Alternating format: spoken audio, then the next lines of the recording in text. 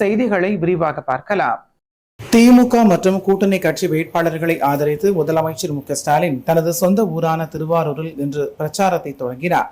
தமிழக சட்டமன்ற தேர்தல் ஏப்ரல் 23ஆம் தேதி நடைபெறவுள்ளது. இதற்கான வேட்புமனு தாக்கல் நேற்று தொடங்கியது. இதனைத் தொடர்ந்து நேற்று பேரறிஞர் அண்ணா பிறந்த அண்ணாம் காஞ்சிபுரத்திலிருந்து துணை முதலமைச்சர் உதயநிதி ஸ்டாலின் தனது தேர்தல் பிரச்சாரத்தை தொடங்கிய நிலையில் இன்று முத்தமிழ் அறிஞர் கலைஞர் பிறந்த மண்ணில் இருந்து திமுக தலைவரும் தமிழ்நாடு முதலமைச்சருமான மு.க.ஸ்டாலின் தனது தேர்தல் பிரச்சாரத்தை துவங்கினார். முன்னதாக தந்தை பெரியார், பேரறிஞர் அண்ணா, முத்தமிழ் அறிஞர் கலைஞர் ஆகியோரின் திருவுருவப் படங்களுக்கு மாலை அணிவித்து மரியாதை செலுத்தினார்.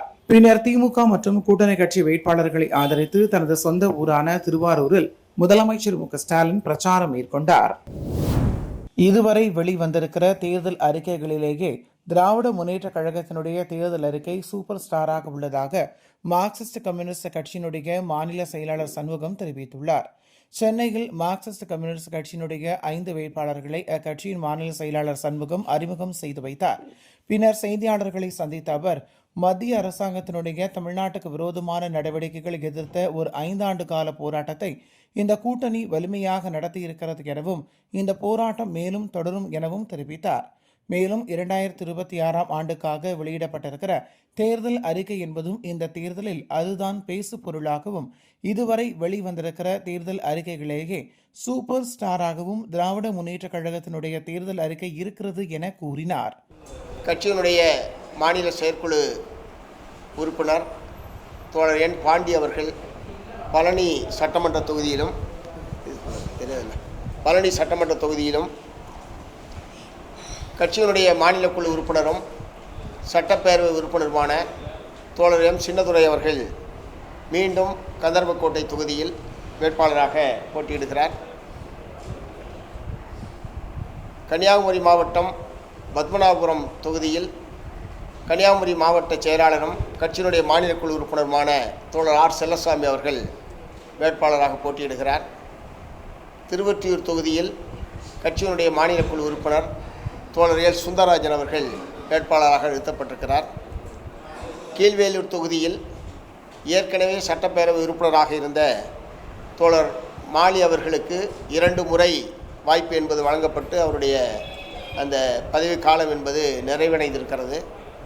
அந்த அடிப்படையில் புதிய வேட்பாளராக கீழ்வேலூர் தொகுதியில் நாகப்பட்டினம் கட்சியினுடைய மாவட்ட செயற்குழு உறுப்பினரும் அனைத்து இந்திய ஜனநாயக மாதர் சங்கத்தினுடைய மாநில துணை செயலாளருமான தோழர் டி லதா அவர்கள் வேட்பாளராக நிறுத்தப்பட்டிருக்கிறார் என்பதை தெரிவித்துக் கொள்கிறேன். இரண்டாவது, கடந்த 5 ஆண்டு காலத்தில் திராவிட முன்னேற்றக் கழகம் தமிழ்நாட்டில் நிறைவேற்றியிருக்கிற மக்கள் நலத்திட்டங்கள், குறிப்பாக மகளிர் நலத்திட்டங்கள் என்பது தமிழக மக்கள் அனைத்து வீடுகளுக்கும் அந்த திட்டங்கள் என்பது போய் சேர்ந்திருக்கிறது. குறிப்பாக பெண் வாக்காளர்களுடைய பேராதரவை பெறக்கூடிய வகையில் கடந்த 5 ஆண்டுகளில் பல திட்டங்களை திராவிட முன்னேற்றக் கழகம் நிறைவேற்றியிருக்கிறது. ஆகவே இவர்கள் நிறைவேற்றிய மக்கள் நலத்திட்டங்களால் பலன் பெற்ற மக்கள் இந்த அணிக்கு சாதகமாக வாக்களிப்பார்கள் என்கிற மிகப்பெரிய நம்பிக்கை என்பது எங்களுக்கு இருக்கிறது. இஸ்லாமியர்களின் வாக்கை தக்க வைப்பதற்காக வருபவர்கள் போகிறவர்களை எல்லாம் பி டீம் என கூறுவதாக நாம் தமிழர் கட்சியின் தலைமை ஒருங்கிணைப்பாளர் சீமான் தெரிவித்துள்ளார். சென்னை விமான நிலையத்தில் நாம் தமிழர் கட்சியின் தலைமை ஒருங்கிணைப்பாளர் சீமான் செய்தியாளர்களை சந்தித்தார். அப்போது பேசிய அவர், இஸ்லாமியர்களின் வாக்கை தக்க வைப்பதற்காக வருபவன் போகிறவனை எல்லாம் பி டீம் என திமுக பெயர் வைக்கிறது எனவும் இந்த தேர்தல் 2000க்கும் 2500க்கும் தான் போட்டி என தெரிவித்த அவர், இலவசங்களை அடியோடு அழிக்க வேண்டும் என கூறினார். கட்சி தேர்தல்னா வேட்பாளர் அறிவிச்சு தான் வேணும். அது ஒரு பெரிய செய்தி இல்லை. 2 முனை போட்டி தான் ஸ்டாலின் சாருக்கும் மக்களோட கூட்டணியான தாவேகாவுக்கும் போட்டி. அதே போல புதிய வேட்பாளர்கள் வந்து திமுக புதுமுக வேட்பாளர்கள் வந்து 60 அதை பத்தி இல்லை, பழையவர்களோட வாரிசு பழையவர்கள் இருக்காங்கல்ல, அவங்களோட வாரிசு தானே, அதில் என்ன போட்டு விஜய் மீதான வழக்கு பதிவு அவரை மிரட்டும் செயல் என்று தாவேகாவின் தேர்தல் பிரச்சார மேலாண்மை பொதுச் செயலாளரும் தாவேகா வில்லிவாக்கம் தொகுதி வேட்பாளருமான ஆதவ் அர்ஜுனா தெரிவித்துள்ளார். தமிழக சட்டப்பேரவை தேர்தல் வருகிற ஏப்ரல் 23ஆம் தேதி நடைபெறுகிறது. இதனைத் தொடர்ந்து கட்சிகள் அனைத்தும் தேர்தல் பிரச்சாரத்தில் தீவிரமாக களமிறங்கியுள்ளனர். இந்நிலையில் வில்லிவாக்கம் தொகுதியில் தவேக வில்லிவாக்கம் தொகுதி வேட்பாளர் ஆர். அர்ஜுனா பிரச்சாரம் மேற்கொண்டார். அப்போது செய்தியாளர்களை சந்தித்த அவர், இவர்களின் அரசியலுக்காக மக்கள் செத்தாலும் பரவாயில்லை என்று கரூரில் இருந்தது போன்று முதல்வர் தனது சொந்த தொகுதியான கொளத்தூரில் காவல்துறை இருந்ததாக குற்றம் சாட்டினார். மேலும் எங்கள் தலைவர் விஜய் மீது எஃப்ஐஆர் பதிவு செய்தது முடக்கக்கூடிய செயல் அல்ல, மிரட்டக்கூடிய செயல். இதற்கு சட்ட ரீதியான போராட்டத்தை நடத்துவோம் என எச்சரித்தார். பெரம்பூரில் வேட்புமனு தாக்கல் முடிந்து ரொம்ப சிறப்பாக அங்கே இருக்க காவல்துறை அந்த சாலைகளை கரெக்டாக பிளாக் பண்ணி மக்கள் கூட்டம் அதிகமாக கூடாத அளவுக்கு நல்ல சிறப்பாக ஏற்பாடு செஞ்சுருந்தாங்க. நாங்கள் அரசியல் ரீதியாக குற்றச்சாட்டு சொல்பவர்கள் அல்ல. பெரம்பூரில் இருக்கக்கூடிய காவல்துறைக்கு எங்களுடைய மனமார்ந்த நன்றிகள். எங்களுடைய தலைவர் விஜய் அவர்கள் வந்தாங்க.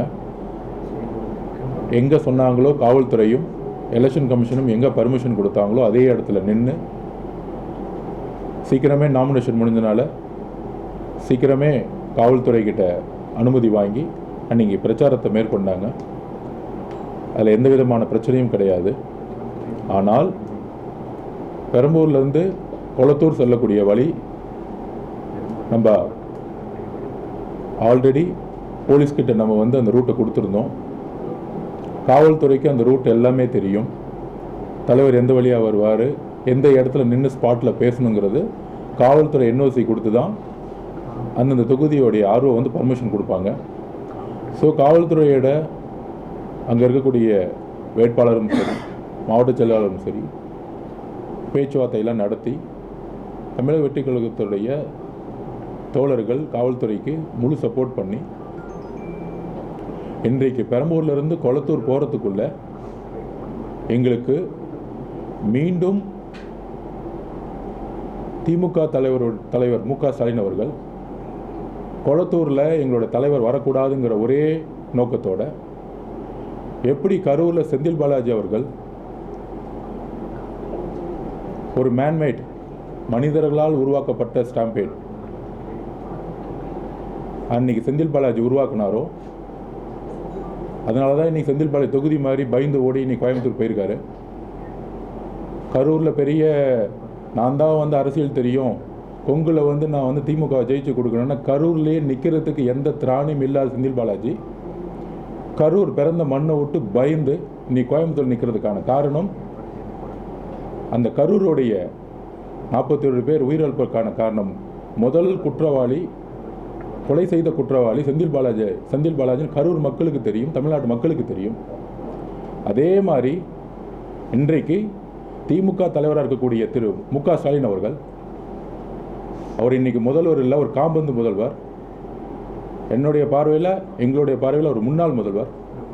தன்னுடைய தொகுதிக்குள்ளே யாருமே பிரச்சாரம் பண்ணக்கூடாது.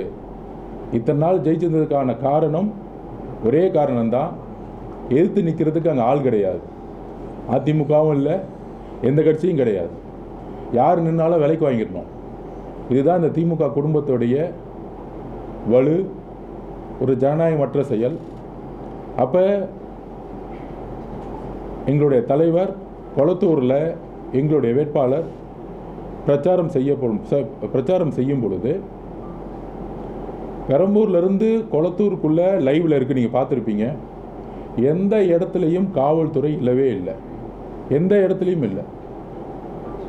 இன்னைக்கு காலையில் வீட்டிலேருந்து பெரம்பூரில் நாமினேஷன் பண்ணி முடித்து நாமினேஷன் பண்ண இடத்துல இருந்து ஒரு ஸ்பாட்டை கொடுத்து பெரம்பூரில் இருக்க காவல்துறை மக்களுடைய பாதுகாப்பை கருதி ரோடை பிளாக் பண்ணி அவர் அமைதியாக பிரச்சாரம் பண்ணிவிட்டு அடுத்த பிரச்சார ஸ்பாட்டு போகிறதுக்குள்ளேயே கொளத்தூரில் வந்தால் எந்த விதமான காவல்துறையும் சப்போர்ட் இல்லை.